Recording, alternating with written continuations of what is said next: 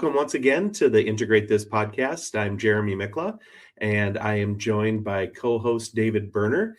And as you can see, we have a special guest with us here for today's conversation. We're really excited to bring on Arman Jaffer. Arman is the CEO, founder of Brisk Teaching, and we're really looking forward to kicking off a great conversation centered around AI and AI innovations, as well as the Brisk platform. And so, Arman, we like to kind of have our guests kind of give a little bit of their own introduction. Nothing, it doesn't have to be anything terribly long, but just to give the listeners, the viewers, just a little bit of sense of who you are, kind of what your origin is, where you came from, and how you got to be in this role that you have today. Absolutely. Thank you so much, Jeremy and David, for having me. I'm super excited to be here and share a little bit more about Brisk. So I've jumped around a lot in my career. I watched The West Wing growing up, and so always wanted to work in the White House. That was my first dream. And so right after college, had the chance to do that under the Obama administration and a little bit under Trump. I was working in the office of the CTO, kind of working on a couple of initiatives, including education.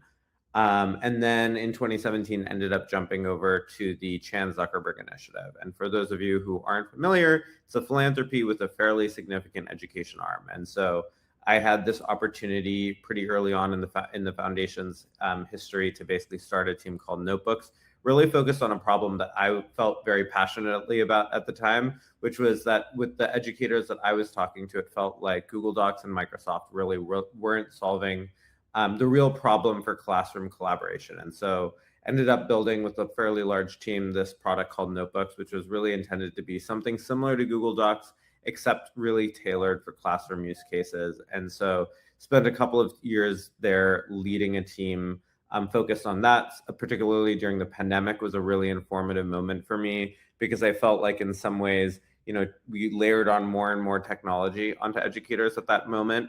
And that things started to get really fragmented. There was already a lot of one-to-one devices, but particularly during the pandemic and post-pandemic, it felt like if you asked a teacher to open up their laptop, there were just hundreds and hundreds of tabs. And that in some ways, really what educators were asking for and what felt like the biggest blocker to instructional quality and fidelity was just the lack of coherence in the classroom with respect to technology. And so coming out of that role at CZI, I really felt passionate that I wanted to do something in ed tech, but to almost decrease the entropy of the universe, to actually allow educators to be thoughtful again, rather than feeling like almost operators of all of these systems, whether they be SIS and LMS and docs and curriculum. And so, really got excited about what ChatGPT was doing, was really fascinated about some of the capabilities, and felt like rather than building yet another platform, there would be a way to almost build an anti-tool, to really build the glue between the different systems that teachers use, to be able to not just save time for educators, but to also improve the practice as well by getting technology out of the way. And so launched in the fall of 2023, Brisk, and we've been fortunate enough that our product has really just fit in with a lot of educators' workflows. So 1 in 4 teachers in the US now have Brisk installed, and we've scaled to millions and millions of students as well. And really excited about what this next stage is for AI. I think in some ways, the last couple of years have really been focused on this space, like this educator co-pilot space. And I think going forward, I'm really excited for AI to really kind of disrupt some of the existing systems or broader kind of structures like curriculum that really need to be reimagined in the world of AI. So really excited to share more about that as we chat. Yeah, and I want to get into some of that, but you brought up The West Wing, which made me kind of think, which character do you think you were initially drawn to that worked like an Allison Janney character, or the Bradley Whitford, the Rob Lowe, or did you think you were Martin Sheen? Definitely the Bradley Whitford, Josh Lyman, chaotic, but really passionate and works really hard, but also has a little bit of messiness inside him. And that's definitely me. What about you? You both? I don't know. I kind of like the chief of staff character. Leo? because to me, he kind of seemed like that was the guy that really ran the show, right? Yeah, for And sure. controlled, managed all the people, kept their egos all in check, but yet, it's a power-driven thing that I'm sure he felt too. I can't think of the actor's name. I could picture him right now off the top of my head. Yeah, Leo McGarry, but I'm trying to think about what the Yeah. actor's name is. I forgot. I'm going to be kicking Yeah, myself. but that's okay. So when you think about these different positions that you in the roles that you've had, you talk about how you notice some of the overburdens that teachers were bringing in, and I think that leads us into how did Brisk then kind of become I don't want to call it just a tool, because I think it's more than just a tool. I think it's a co-pilot, it's an assistant. But how does Brisk set itself apart from other ed tech, AI, and education tools that are available in the space? Yeah, and I think that answer is evolving, but in ways that still are very aligned with why we started Brisk at first. So we started Brisk because we thought that teachers didn't yet need another thing to do. In some ways, that if you think about all the things that we ask educators to do, if you add on AI as another thing, another platform, you can't actually reimagine all the time and investments that teachers are making in those other tools already. So you're in some ways potentially adding more time rather than subtracting it. And so that's why we started out as an extension, whether it be in Chrome or Edge, was to just reimagine the educator workflow to actually take things away rather than add a new platform. So for the last 2 to 2.5 years, that's really been Brisk's bread and butter, that in some ways it was integrated on top of the things that you're already doing rather than being a separate platform. As we continue to grow and transition, that idea of not being another thing will continue to be really, really formative. Although we've expanded beyond just being an extension, because now we also have a web platform. But that web platform is different than other platforms because it's really tied to Google, Microsoft being able to output the types of formats that teachers are already using, so they don't need to copy paste. But also when you think about feedback, Brisk's feedback tools are really powerful in an extension. But we also found that over time, educators were saying, hey, I'd like to give feedback on 100 assignments really quickly because I want to give feedback on drafts that otherwise would never have gotten feedback on the first place.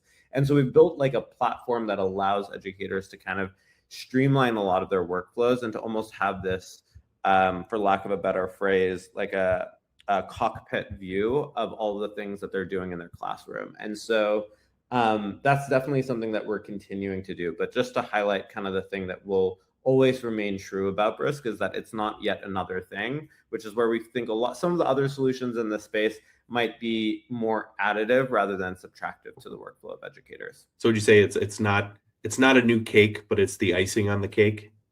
Yeah, I love that. Well, Jeremy, you should be on our marketing team. That's a good way to put it. Yeah. So in Armand, I can remember too, Jeremy and I, when Brisk first came out, we did a couple of tutorials and things like that. And it was one of the things that definitely did set it apart for us was that you, just because it was an extension, the ability to lay it into different things into Google Docs, or the website thing was huge, where you could pull in, basically create things off of websites, or the YouTube videos. All those things were really great. And I remember when we kind of showed it to teachers early on, that was something that I think struck them because it gave them, a tool to use within what they're already doing very easily. And so could you talk a little bit just about teacher use and their experimentation?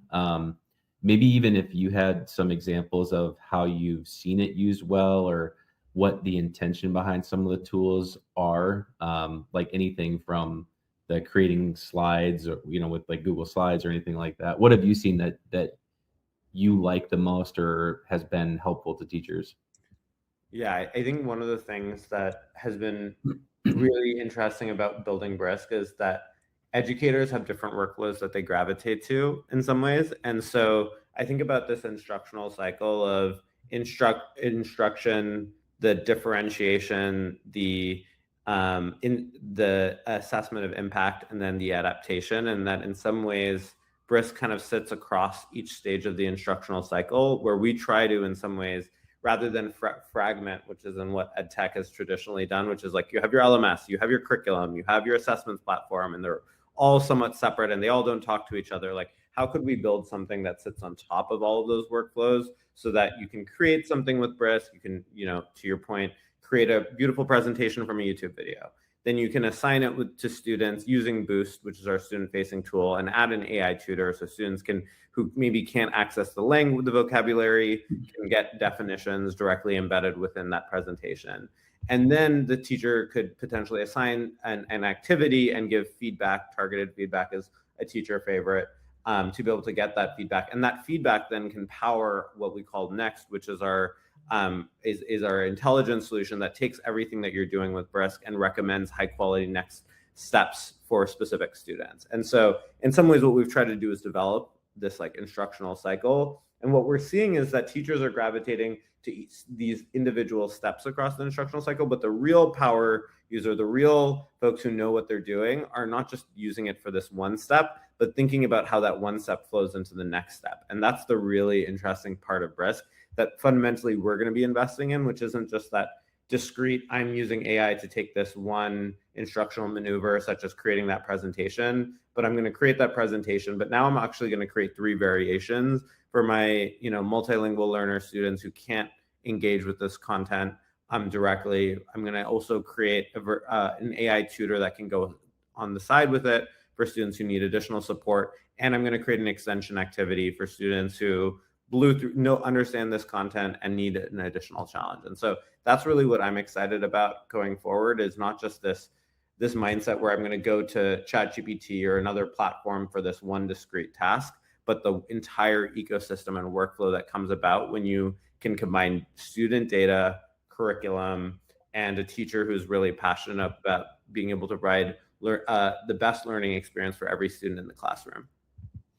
Yeah, and one of the things that you mentioned there too was just the data privacy. And so, is there because one of the things that we run into with schools, obviously, and working with them and doing professional development, is we always have to be careful about what tools we recommend because of data privacy and things like that. Can you speak a little bit on teacher classroom use and schools that are, or maybe even teachers that are wondering, like, well, I really like this tool, but I don't know if I can use it? Or is there anything you can speak on as far as privacy policies and things like that? Yeah, data privacy is so important. And this goes back to my time working in the White House, where, this was in the mid 2010s when there was a lot, it felt like the Wild West of ed tech, and teachers were trying a lot of tools. And I think experimentation and innovation are so important. That's actually why educators find Brisk, is because they find it on TikTok or find it on somewhere else. And so I think that's really important, but it's important to combine that with really strong data privacy protections. And so Brisk is the #1 AI tool rated by Common Sense. We have a 93% score because we've gone above and beyond some other best practices. One thing that I think is really important that folks don't talk about enough is what is the standard data privacy asks that we ask any ed tech vendor, and what is unique about this age of AI that requires additional guardrails or supports. One thing that we at Brisk feel really strongly about is that when we are processing student data, we actually don't send data to student data to Anthropic or to Google or to OpenAI, because in some ways we think that they're the large model providers. And so in some ways they could use that data to train the next version of GPT-6, for example. And so what we've done is we've taken an additional step, and this is why I think we're perceived as probably the most secure AI platform in the K-12 space, is we host these large language models on our own servers. And so what that allows us to do is almost provide this additional firewall guarantee around being able to process student data. And so that's been a big differentiator for Brisk versus other products, is that we really made that additional commitment and honestly challenge of hosting large language models on our own servers to prevent that data getting back to OpenAI and that student data being used to train the next version of GPT-6, for example. Hopefully that was not too wonky and technical, but we definitely do take data privacy seriously, and we've also signed, I think, a DPA with almost every state in the country. And so happy to follow up if anyone has any questions on that front. Yeah, and just to mention too, like that's really great, because one of the things that we do, and I work for a service organization, so we work with a bunch of schools, but we work on getting DPAs from companies so that we can say to, this teacher or this school, like, yes, go ahead and use that, because you're all set there, and we know that you can safely use this. So that's really great. And I know another thing that schools, especially schools around us that we encounter all the time, are working towards, AI guidance or AI usage policies, depending on the direction that they're going. But do teachers need to wait until their school has a perfect policy in place before they begin their innovation, before they begin using generative AI, whether it be ChatGPT or Gemini, or whether it be Brisk Boost or anything like that? Or do you think that they should feel somewhat empowered to try to find those paths that will help increase their student learning or improve their practice in their instruction? I think that's a really actually good and tough question. I think ultimately it's important for teachers to be transparent with their district leaders and school leaders about the tools that they're using, and to check in with them to understand what comfort level the school or district has with their trying new tools. I think one thing that I sometimes worry about AI policies and guidance is that often they can focus on what can go wrong versus what can go right.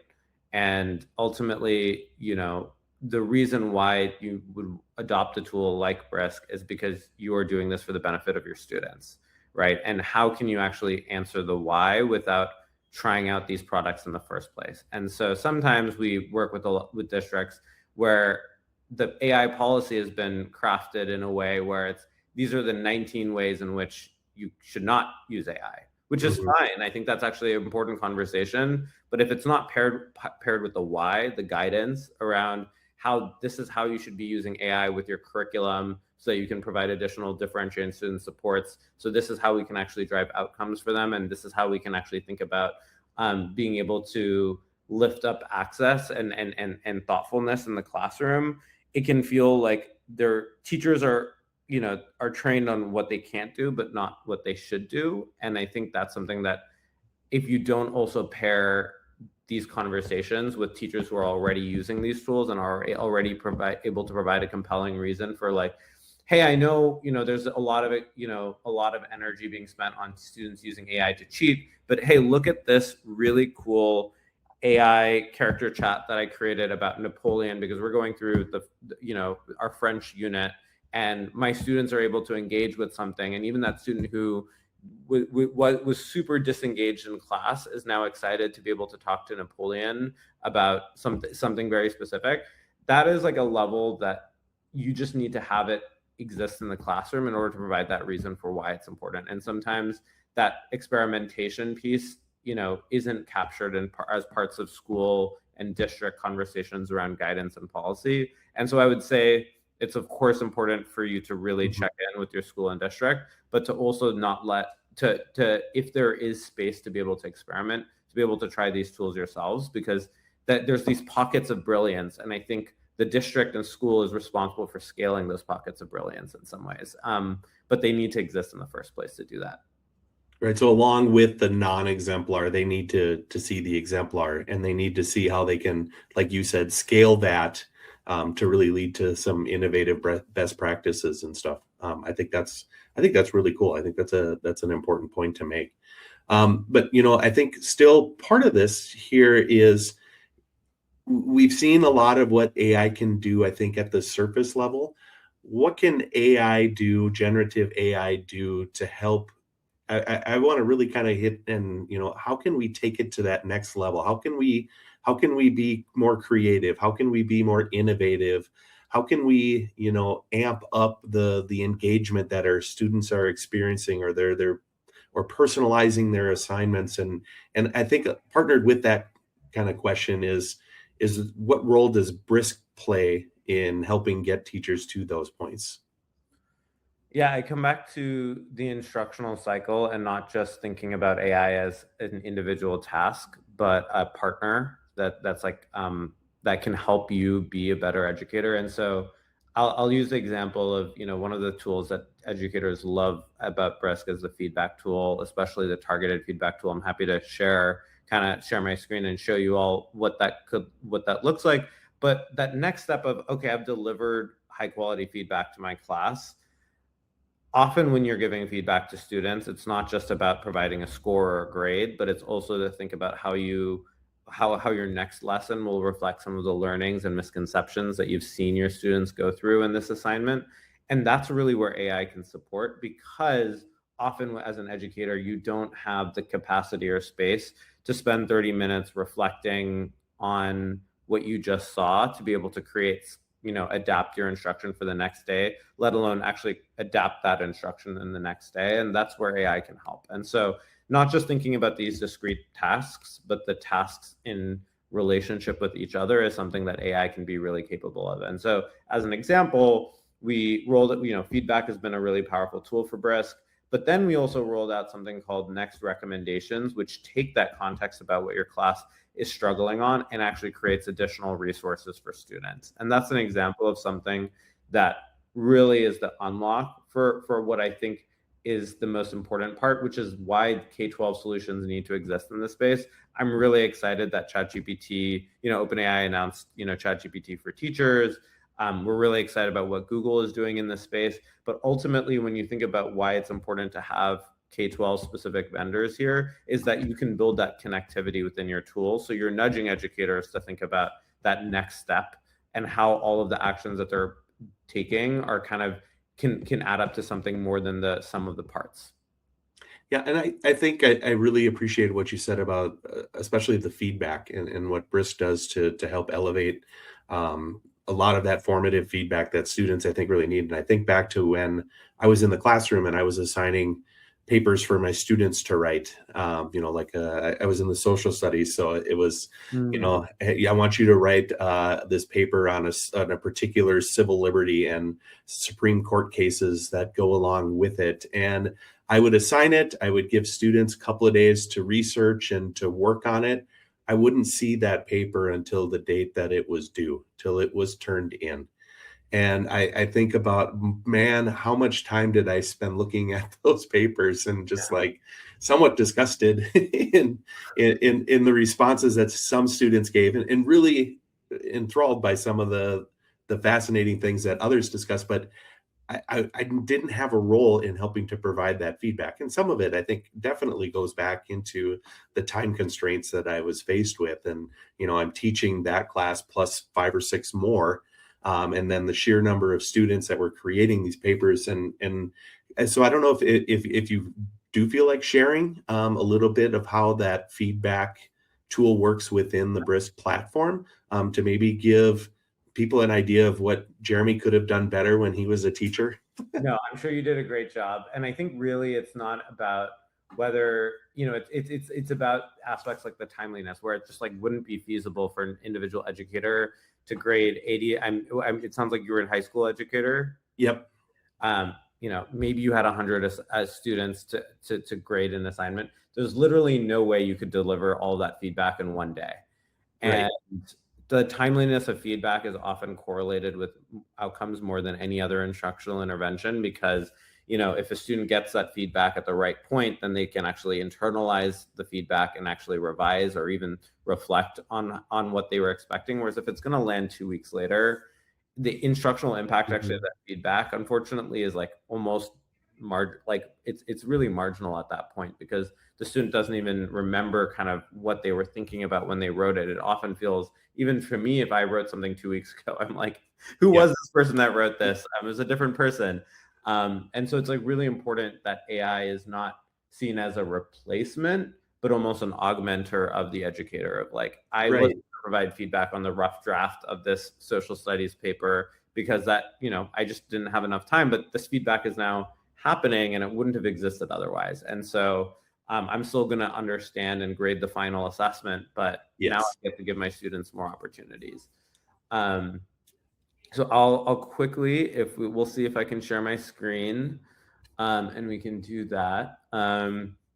So let me see. Hopefully this works. So if this works, I have this Google Doc open. Brisk works wherever you work. So this isn't a Google Doc, but if it was an image, if it was in Microsoft Word, if it was a slide presentation or a PDF, all of those things would work. But I'm just going to show you the Google Doc version. So we have a couple of different feedback styles in Brisk. We have batch feedback, which allows you to, as I kind of mentioned, access our platform and upload potential. Yeah, go ahead. Arman, would you want to zoom in a little bit more? Oh, yeah, sure. So we have batch feedback, we have targeted feedback, we have glows and grows, we have rubric criteria and next steps. I'm going to use the targeted feedback. I've actually already uploaded a rubric, so you can see that here. And we can set the grade level too. I'm just going to set it at an 8th grade. We can also add additional focus, and I'm going to Brisk it. And what it's going to do is it's actually going to read the assignment and draft feedback directly in the Google Doc comments. Now, this is one of our most popular features because it's directly embedded within the workflow of you as an educator. It's left in draft mode, so you as an educator can go in and edit the comments once it's complete. So for example, your conclusion restates your opinion clearly. However, it could be stronger by adding a call to action that tells readers what they should do or think about because of your argument. And so as an educator, I can go and modify it. Maybe I don't like this example, but I want to leave the feedback. I press comment, and it's directly shared with my students as well. And so as you can imagine, this probably would have taken me 5 minutes just to read myself, and then to go and give feedback, probably another 5 minutes. And this is streamline this process. Again, I'm not going to leave feedback that I disagree with, but it provides a first pass for me to be able to take those next steps. Now, I'm going to share just what happens next. So if I take this and I say I actually want to get some recommendations based on the recent work that I'm doing, I'm just going to share this tab as well. You can see that I'm getting recommendations based on students needing additional support in recognizing textual clues based on that feedback that I'm giving right here. And so that's just an example of that connectivity where we're taking these data insights and using them as inputs to next step recommendations as well. Yeah, I think that's great. And boy, does that really hit the timeliness of it, right? And the student can take those, they can make their improvements. They can even look at them even before the teacher gets to them some of the times if they're using it on the boost side. Isn't that correct? I think.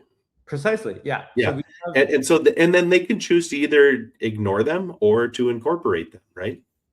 Exactly. It's all a collaborative process so that you can basically give feedback and the student can engage with it. We also have a student-facing extension that our district partners have access to, which allows the student to get a very similar experience where they can request feedback on their assignments and kind of piece together whether they agree or disagree. And that's part of that. I think you mentioned the Boost student extension as well.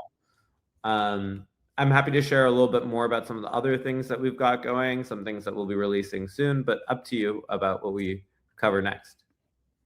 Arman, the next thing that I was going to talk with you a little bit further about is the class, specifically the classroom, and more about teacher use. And one of the things that Brisk does is they do an innovator webinar series. Can you talk a little bit about what how that got started and what the goals are behind that? Absolutely. So we have a webinar series, as you mentioned, the Brisk Innovator webinar series.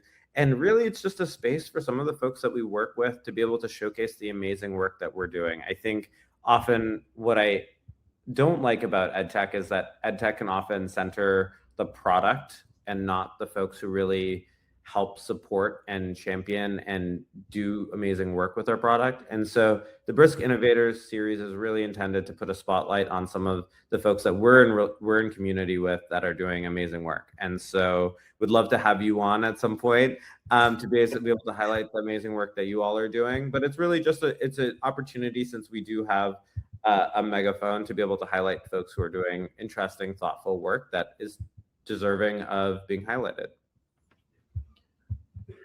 Great. And then one of the things that through that series is, because of those examples, you see a lot of interesting things. Is there anything that surprised you, or maybe even sparked like a new idea with your team that maybe you hadn't thought of at the beginning of Brisk, and that led to something being released as part of Brisk? I think the interesting thing that I've gotten away from the series is that we often use, folks, we're having someone on from Maryland, Prince George's County, I think next week, and prior had Phil Hines from, Niles Township in Illinois, and people will use different language, but they're articulating very similar themes. And I think that's been really helpful for us as developers, because people will converge on themes that we can actually go out and address. And I think it's about being able to really listen, not just for maybe the request or the high level ask, but like, what is the thing that's driving it? And often those drivers of what are going on in different classrooms, even from a small, wealthy suburban school district to a large urban district, they sound like different districts, but in some ways there's like some fundamentals of teaching that remain challenging regardless. And so we've been able to lock in on a couple of features and things that we've done as a result of kind of really listening to our community. Great. And I really appreciate that too, just because, there are so many times where teachers will go to a professional development and be learning about something, and they didn't know that, their colleague just down the hall is already using a tool for some specific purpose that they could benefit from. So that type of thing is really is great and unique, and provides some of those opportunities for connection. I would say opens up even further, because if you have someone in your same school, you could maybe learn something from, but then also those that are completely outside of your district, your state, et cetera, your country, right? There's so many things that you could pull from that. So the last question part of this that I wanted to ask you with Brisk is just on the community behind it.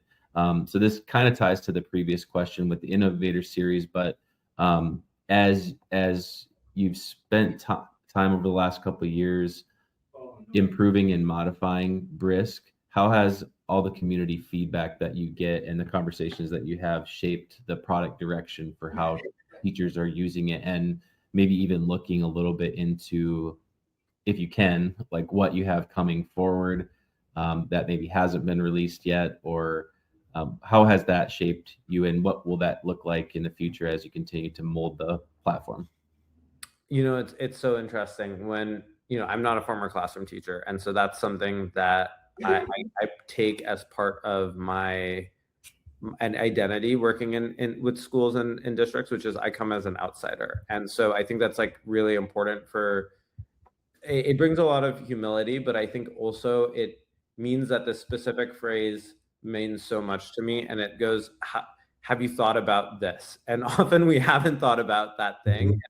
Our community, that is my favorite thing to hear from a community member, because often, we will be thinking really hard about a specific problem that we've heard articulated, and we'll design something, and it turns out we haven't really thought about this other thing. And so we really lean on our community to be able to help point us and understand, because we have over half of Brisk as former educators, but there isn't a point at which we don't have enough perspective that is helpful and informative, because every classroom looks a little bit different and is representative of a different type of classroom. And so we really engage with our community weekly, daily, to be able to understand not just what we should be building, but how we should be doing it as well. And so we've been fortunate enough to be able to roll out some of our biggest features over the last year or two to our community first, to be able to get feedback and advice. We have a couple of different forms of community. We have a Facebook group, but we also have Club Brisk, which is our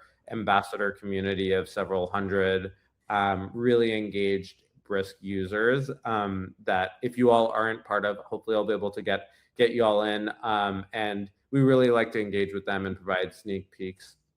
We'll be releasing a fairly significant focus for Brisk in the next couple of weeks that we are about to announce to our community.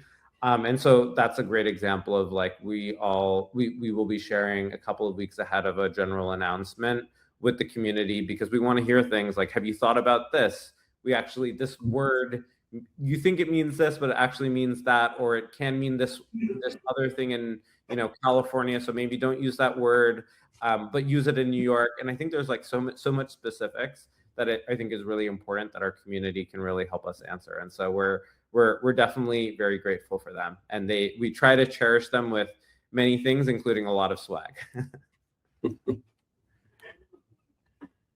Yeah, and I think you touched on here some of the things that Brisk has coming forward here, but if you're a teacher, what can you be doing right now to kind of like stay ahead of some of or if you can't stay ahead, or at least to keep pace with developments that are taking place within the AI and education sphere? I think it's really hard to keep up the pace. Like, honestly, I'm a CEO of an education Yeah. AI company, and I'm like, what they did what now? And that was 2 weeks ago. And it's just like, it's too much. Like, it's just like, it's a full-time job. It's more than a full-time job to keep up with what's going on. And so honestly, my hot take is there's like certain foundational skills that I think it's worthwhile for teachers to kind of invest in and to feel strong in. But I'm, as someone, and this might hurt Brisk in some ways, but if you have something that's working in the classroom, like, keep at it. And if there's going to be a big step improvement, you'll hear about it eventually. Like, I think this idea that an educator needs to be like completely locked in on X and LinkedIn and all these other places to be able to follow what's going on with education and AI, like, I think that it can just feel really overwhelming. And so I'm of the mindset, which is like kind of not normally what ed tech founders and folks do, which is like, I think you have to walk so that you can run. And if you keep jumping between tool to tool, I can only imagine how hard it is for your students as well to have to like learn all of these new platforms that are getting released and getting updated. And so, at the end of the day, we're 3 years into ChatGPT being released. A lot of this will stabilize. There will be platforms that can solve will solve the problems for a specific educator, and you'll be able to kind of like incorporate that into practice in an intentional way. But my hope is that it doesn't remain this very hard to follow space and it becomes a little bit more sensible. But I'm not sure if my entire team would be happy that I said that, but it's definitely what I can't keep up. So I'm like, I can't imagine an educator who has so many students and a bunch of other more, urgent and pressing problems than AI needs to really always be focused in on that. But good teaching is good teaching, right? 100%. Whether you use technology or whether you use, old-fashioned, what we might consider more old-fashioned sort of methods. And so some of those things, I think, no matter how good AI gets, aren't going to change, right? You're still going to need a teacher with that student to build that caring, supportive relationship that can help to foster their own learning, Couldn't have said it better. I think, Arman, I really appreciate the time that you've given us here, but we've got one more segment that we want to get into here with the time that we have remaining. And David and I, we call it our lightning round. Sure. So it's a series of questions. Maybe you've had a chance to look at them ahead of time or not. It's up to you. But they can be short one-word answers, or if it leads to something that it sparks a more meaningful response, feel free to elaborate as much as you need to here. And so I think, David, you want to kick it off with the first question that we have, if we're ready? Yeah. Yep. So the first one is, if you could give educators permission to do one thing differently with AI this year, what would it be? I would say stop asking for permission if that's okay with your school district in some ways. I think you really have to get into these tools and try them out. And so even starting small, I think, is really important. So stop. My thought is stop asking for permission if that's okay. Yeah. Oh, absolutely. How about, let's get it away from the tech. What's one analog thing that in your life you still can't give up? Yeah, I can't give up my my notepad. Oh, you can't see it, but I am always constantly writing physical notes. I think that's how I remember things. And I try digital notes and things like that and typing things up, but like I always just write a couple of phrases that I'm trying to interpret much later on, and I'm like, why did I write that? And so I think Yeah, exactly. I've got my little Post-it notes. I'm convinced that like we haven't evolved to like internalize typing in the same way that we do physical notes, and so that's definitely something. What's one AI use in education right now that feels way more powerful than people realize?